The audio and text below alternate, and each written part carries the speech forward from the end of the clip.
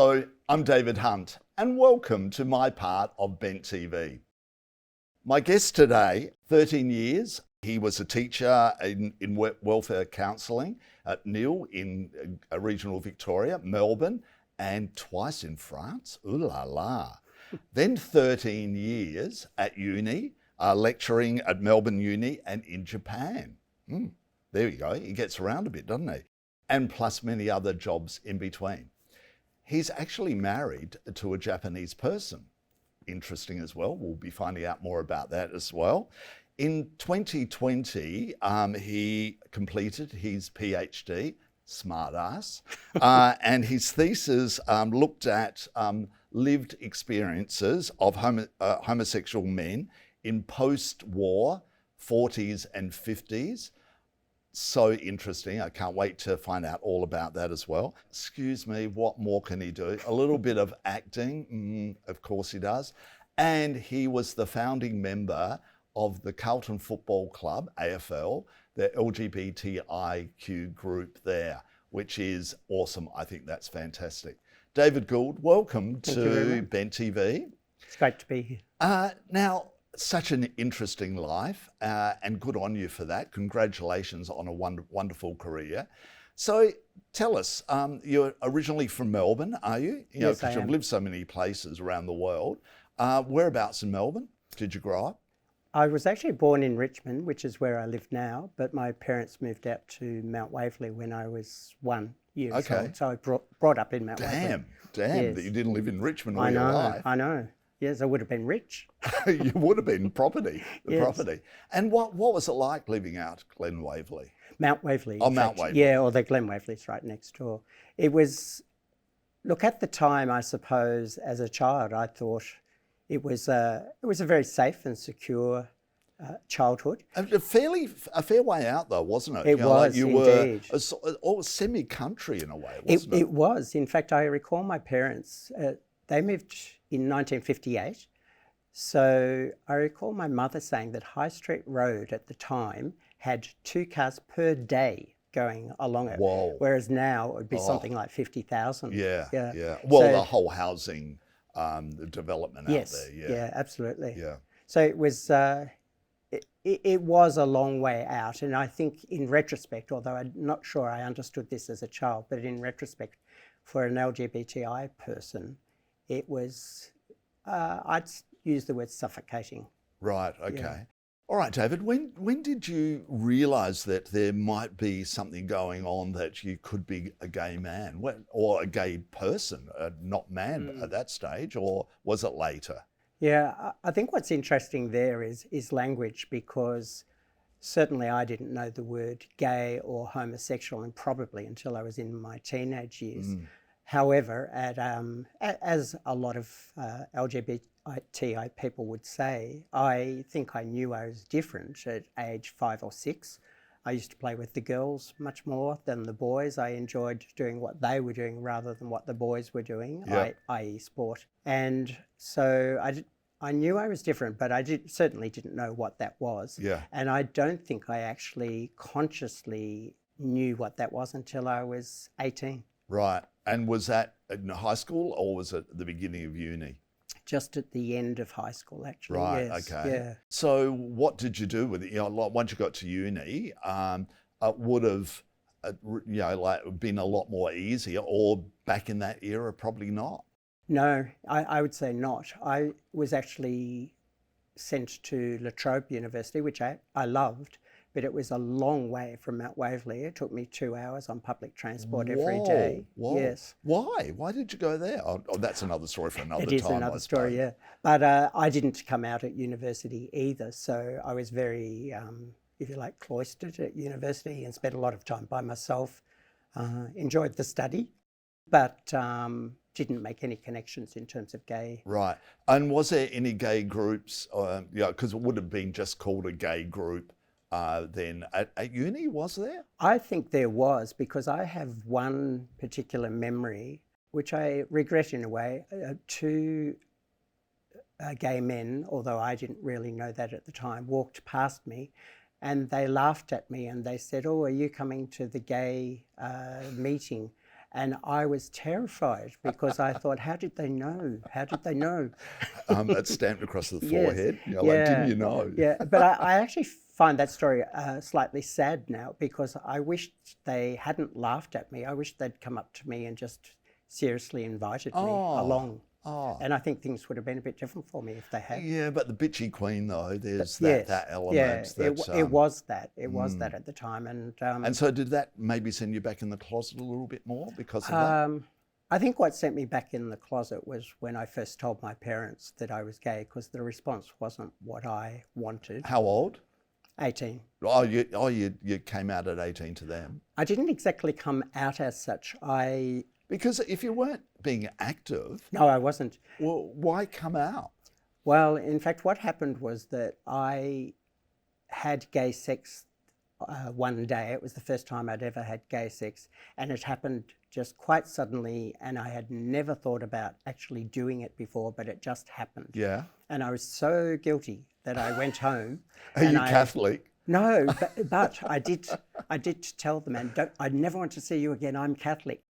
Oh, wow. Thinking that would keep him away somehow, which it did. But I told my mother that I had done something very bad, and asked her not to tell my father. Yeah. And this went on for about half an hour, and she said, no, I won't tell your father. And then when I did tell her, she said, your father has to know. And so I was quite sort of destroyed by that, I think. And when my father came home, they went off into the bedroom, and then they came back and asked me how I felt. And I said, terrible and dirty and horrible. And they said, good, that's what you should feel. Oh.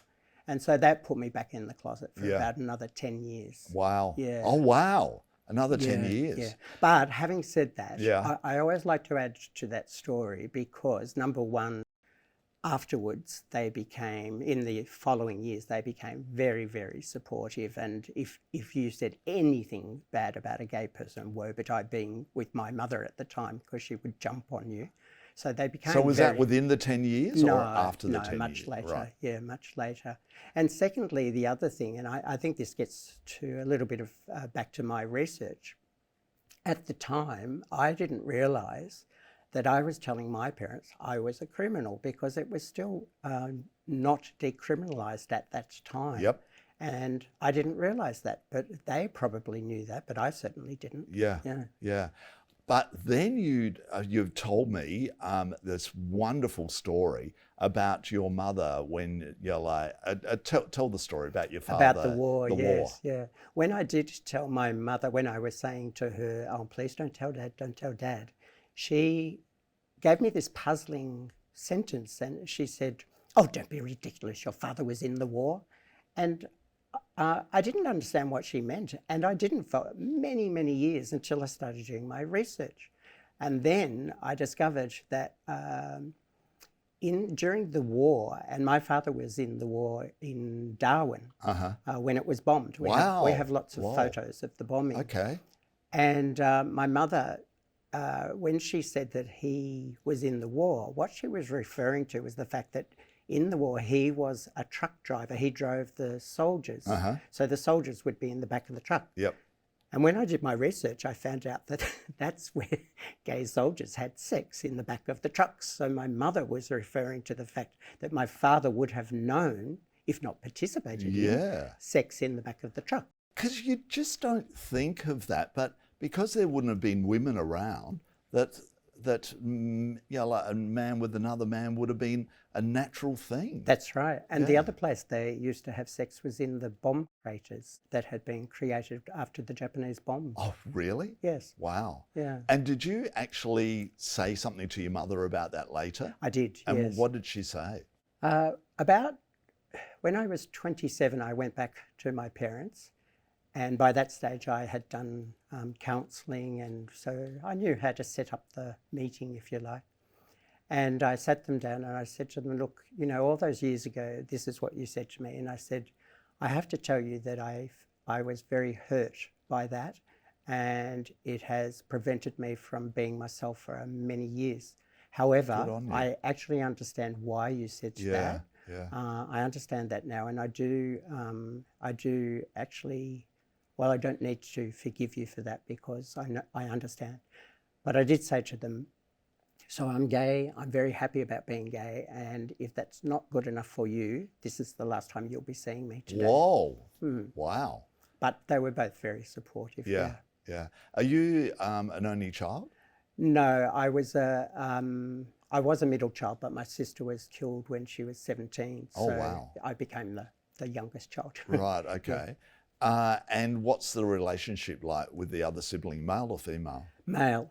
Which is often sometimes hard. I'm very close to my brother. In fact, he's Brilliant. my only family left. Right. And I'm very close to him. We don't have a lot in common apart from we both love football. However, just in the last few years, with my contribution to Carlton Pride, he has come to understand much more the experience that I had as a younger child. Yeah. And he actually came to me just recently and said, "I'm sorry I didn't understand what was happening for you at the time," which meant a great deal to me. David, that's gorgeous. But it is one of those slow burn things, isn't it? It just doesn't naturally happen. Yes. For young people now it does, but but we're going to get to that with this book and your thesis as well. So let's talk about, because I've got to mention it, because you've lived in France twice. Yes. What was that like? And were you out then? No, unfortunately, I wasn't. Oh, David! I say unfortunately because I tell my friends I used to go to the supermarket just to look at the men. I just find French men so wonderful, but no, I wasn't. But on the other hand, I just loved living there. I love French culture. And it wasn't Paris, was it? You were in... No. I lived in Lyon for a year, and I lived in Toulouse for a year. Although I did study in Paris and Avignon and Montpellier. And what were you studying back then, David? I was studying how to teach French, but I was doing it over there. Right, and because you learnt French at school? I did, yes, So you were fairly okay with it, or...? Initially, when I first arrived in France, no, I wasn't great at all. But certainly after living there a while, yes, my French improved a lot. All of a sudden, here you are at Melbourne Uni and Japan. You're like, you like to get around, don't you? Yes, the Japan story. We were actually talking before, weren't we, before we started this interview, about the Jeff Kennett years when he closed down lots of schools. And in 1992, he closed down many schools and he got rid of approximately 8,000 teachers, I think. And I was one of them. I took a package to retire because I was fed up with high school teaching. And a friend had said to me 6 months prior to that, "Why don't you go and teach in Japan?" And I said, "Oh, no, I'm not interested in Japan. I want to go back to Europe." But 2 months later, I didn't have a job and I thought, "Oh, stuff it, I'll buy a ticket and I'll go to Japan," which I did. And I looked for a job which was illegal, but I found one and stayed. Right. How long? Initially, I stayed 3 years. Then I came back here for 5 years with my partner. And then he stayed here and I went back for 3 years because I wanted to learn more about the culture and more Japanese. Fantastic. So you're now married? Yes. To a Japanese man? That's right, yes. Wow. Yeah. So you met obviously in Japan? We did, yes. That's quite a story because following on from the story I just told you, I had been in Japan for 3 weeks. I hadn't been out at all, didn't know anyone, didn't have much money, so couldn't go out. It was too expensive. But one Friday night, I just thought, I've just got to get out. I'm going stir crazy here. And I don't know how I did, but I found my way to the gay quarter in Tokyo. Well, isn't it one of those things you can smell it and you're like, oh, there it is. It was gaydar, I think, yes. And I walked into a bar, sat there for about an hour, not talking to anyone. There was hardly anyone in there anyway. And then a Japanese gay man walked in. I started talking to him and he's my partner and I've been with him ever since. Whoa, that is fantastic. Yeah. And did you speak in Japanese or English? No, he couldn't speak much English and I couldn't speak Japanese. Wow. It was all body language. Exactly. Let's talk about your thesis, which you're turning into a book now. Yes. And it should be out soonish. In about 6 months, yeah. Right, okay. I think it's the premise of it is just wonderful and I can't wait to read it. But let's discuss it now. What I did is I I took 27 men who volunteered to be interviewed about their lives post-Second World War. They were all between the ages of 74 and the oldest was 95. So they would have been, a lot of them had gone to war? Some of them, but not many, because they were too young to actually go to war. Oh, okay. So they were becoming adults just after the war. Right. No, most of them. Yep. And I spent an hour interviewing each one of them, and then used But that why, information. David? Why did you use that premise? I had a very close friend who has since died. He was one of the interviewees, and his name was Scott.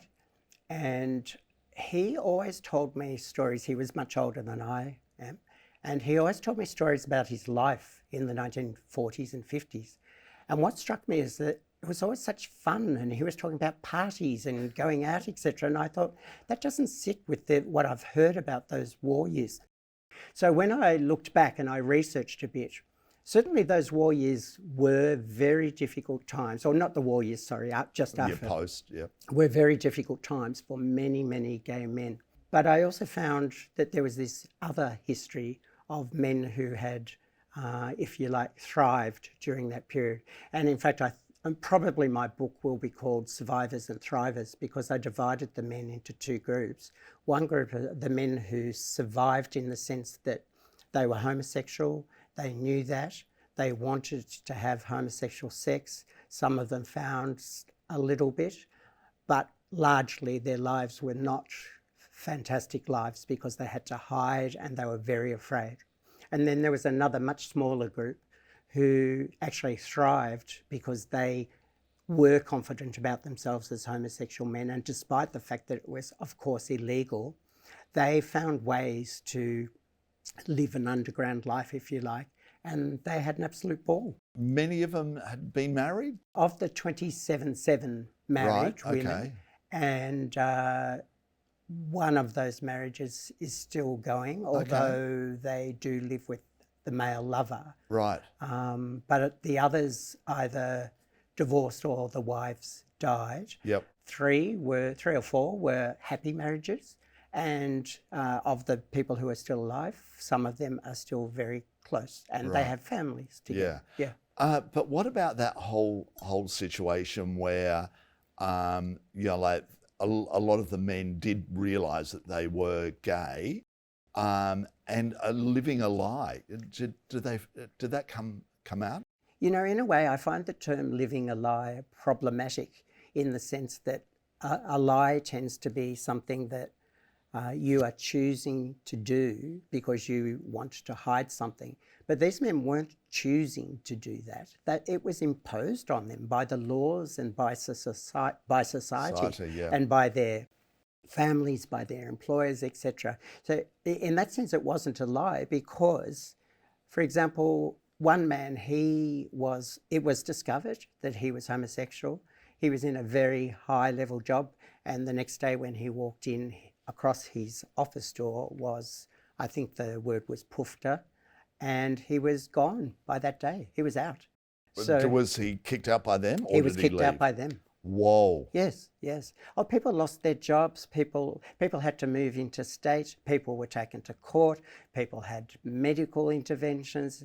It was really terrible time for many, many people. Yeah, but then all through it, there were people that were having fun. There were, and the sad part is that the people who I call survivors, who found it very difficult, they had no idea this other world existed. Because the way that you got into that other world is not like now, where we all have, newspapers or online or whatever.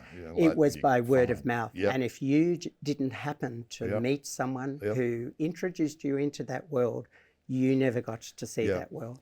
The other interesting side of it is that, like homosexuals, we're now called gay. Yes. That word didn't come to Australia until the late 60s. Yes, you're absolutely right. And that's a very important point, because in my book and in my research, I always used the term homosexual because that was the term that was used. Although, interestingly, when I asked the men themselves, what term did you use? They all said, we didn't.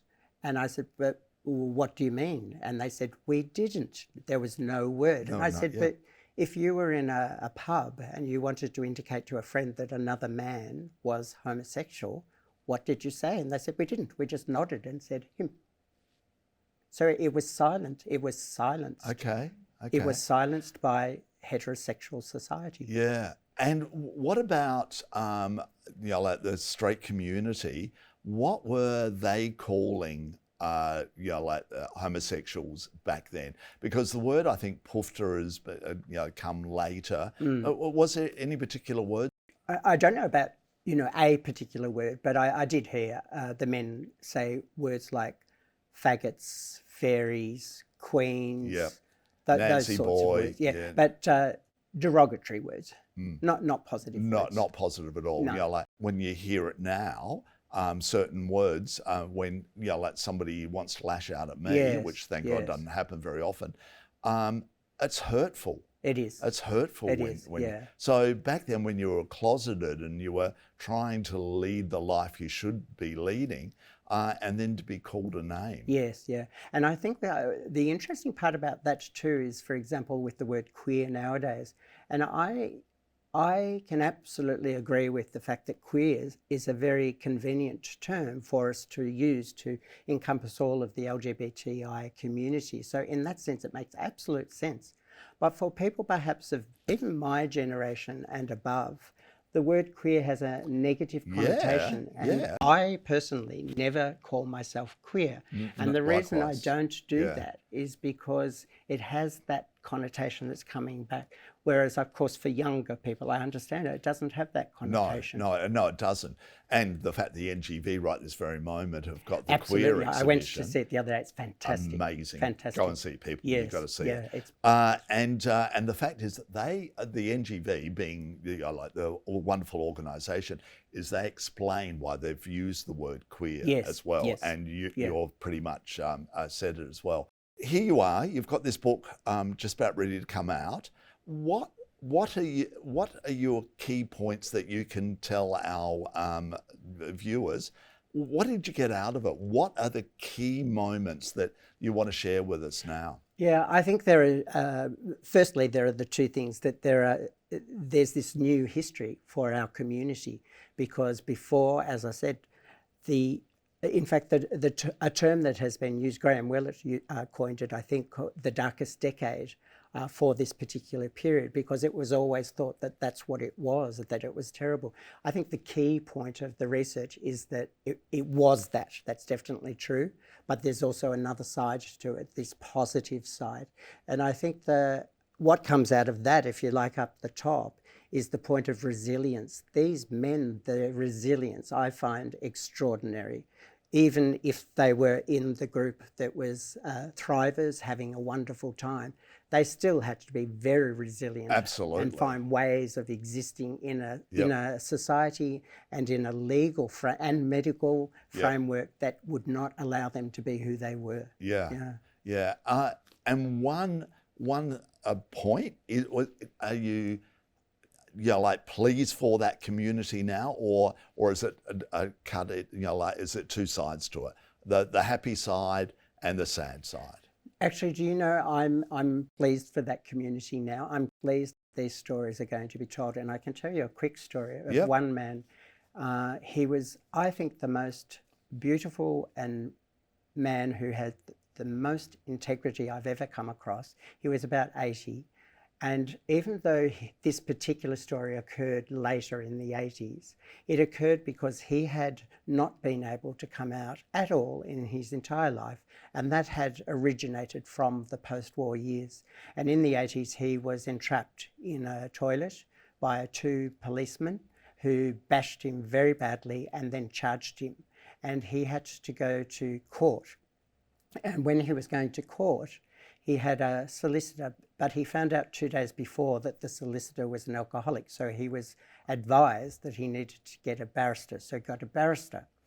He didn't see the barrister until the day he walked into the court. And the barrister said to him, I want you to walk into that court and I want you to say one thing and one thing only, guilty. And this man said, but I don't want to say guilty. I was bashed. I did nothing wrong. And the barrister said, say guilty. You will be given a small fine and no conviction recorded. So he did. And the judge convicted him and fined him a very big fine. And the next day he rang that barrister and said, what am I going to do now? And the barrister said, but you pleaded guilty. And that was the end of the story. Oh, wow. That's so sad. It was. But to get back to your point, that man who told me the story, I still remember, I sort of tear up a little bit thinking about it. At the end of the interview, I turned back to him and I said, I hope this has helped in some way. And he just nodded at me and he said, I want my story told. Yep. Yeah. Yeah. Yeah. And rightly so. Yeah. You need that story told. And he's held on to that. And, yep. Yeah. And was he, is he out? No? No. He's never been out to anyone. Yeah. So, David, how did you find the people? Or did you put an ad in a paper or something? I started by I think I put an ad, a talking ad, obviously, on Joy Radio, and I put a small ad in somewhere else. I can't even remember really. One of the gay papers, I suppose. Yes, yeah. But in fact, once you find one, it's called snowballing. And so once you find one, particularly older people, they'll say, oh, you should talk to my friend over here and you should talk. So it just started snowballing. Yeah. And originally I thought I would have to travel all around Australia to get the number of about 30 people. But eventually I found 27 within Victoria, although some of those had lived at the time in Brisbane, Sydney, Melbourne and Adelaide. So there was a mix of people. Yeah. But what about some of those really closeted ones that wouldn't have been, say, oh, you've got to talk to this one and all that. So there would be a lot of people that you wouldn't have been able to speak to. Yes, I think that's probably true. The ones who did refer me on to other people, of course, these are men now in their 80s and 90s, some of them. So, most of them are out in the sense that they live as gay people and they find it wonderful that there's such openness now. But yes, I suspect, of course, there would be a lot of still closeted older men. In fact, you've just reminded me of one story for my thesis. I had to make sure that everything was, all the boxes were checked and all legal, etc. And one man contacted me, he was in his 80s, contacted me and said he was interested, but he wasn't sure. And I said, well, would you like to have a coffee with me and you can find out more? And he said, yes, I'd like to do that. So we had a coffee for about an hour and it was a very nice chat. But in the end, he said, no, I don't think I can do it. And I said, that's fine. And the reason why he couldn't do it is because he lived with his male partner in his 80s and they were afraid that the government might come in and do something to them because they had told me information about them being homosexual. Still. Whoa, because my mum was thinking, well, why? But their mind was still thinking that way. Gosh. You mentioned in a little bio that you sent me, you needed to do this story now because a lot of them have obviously passed away as well on this journey. Yeah, they have. And it's a record of an era of homosexuals that will be lost. That's right. And so good on you for actually getting that, those stories there. Thank you. Do you get feedback with your thesis? What's the feedback? Is there any, or did tell me that experience? Actually, I've been really pleasantly surprised because when I started it out, I thought, well, this is going to be for a particular audience. It's going to be for an LGBTI audience. Maybe more males will be interested. Maybe just older males, homosexual, will be interested. But in fact, do you know the people who are the most interested are heterosexuals? Yeah, my heterosexual friends are just so wanting to read the book about this. So I think that's a fantastic shift, isn't it, in Australian society, because I guess one of the points that I'm going to make in the book is that This is Australian history.